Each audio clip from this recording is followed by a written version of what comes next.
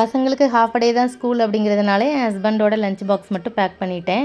இன்றைக்கி வரகரிசி சாப்பாடு, பருப்பு குழம்பு, வெண்டைக்காய் பொரியல், அவ்வளோதான். ஒரு 2:30க்கெலாம் கடைக்கு கிளம்பி வந்துட்டேன். ஆக்சுவலாக மேரேஜுக்கு முன்னக்கூட்டியே நான் லெக்சரராக ஒரு காலேஜில் ஒர்க் பண்ணிகிட்டு இருந்தேன். பட் மேரேஜுக்கு அப்புறம் என்னுடைய கேரியரை கண்டினியூ பண்ண முடியல. எல்லா லேடிஸ்க்கும் இருக்கிற அதே ப்ராப்ளம் தான். குழந்தைங்கன்னு ஆனதுக்கப்புறம் ஃபேமிலி சப்போர்ட் இல்லைன்னா வேலைக்கெலாம் போக முடியாது. அப்படியே திரும்பி பார்த்தா 38 வயசாயிருச்சு பசங்களை வளர்த்து முடிக்கிறதுக்குள்ளே. அப்புறம் யார் வேலை தருவா? இன்டர்வியூக்கு போனால் நம்ம மட்டும் வயசான மாதிரி தெரியும். இங்கே எனக்கு லாங்குவேஜ் ப்ராப்ளம் வேறு. அப்புறம் இவ்வளோ நாள் என்ன பண்ணினீங்கன்னு வேறு கேட்பாங்க. ஸோ கேரியரே போயிட்டுன்னு சொல்லிட்டு நிறைய நாள் ஃபீல் பண்ணியிருக்கேன்.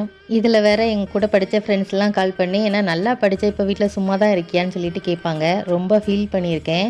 அப்போ தான் என் ஹஸ்பண்ட் வந்து நீ பிஸ்னஸ் பண்ணு அப்படின்னு சொல்லிட்டு ஐடியா கொடுத்தாங்க. அப்படி ஆரம்பித்தது தான் இந்த கடை. நிறைய சம்பாதிக்கிறனோ இல்லையோ பட் ஹாப்பியாக இருக்கேன். லைஃப்பில் நானும் முன்னேறி வருவேன் அப்படின்னு சொல்லிட்டு ஒரு நம்பிக்கை இருக்குது. நாளைக்கு இந்த மாதிரி 100 மினி விலாகில் பார்க்கலாம். பாய்.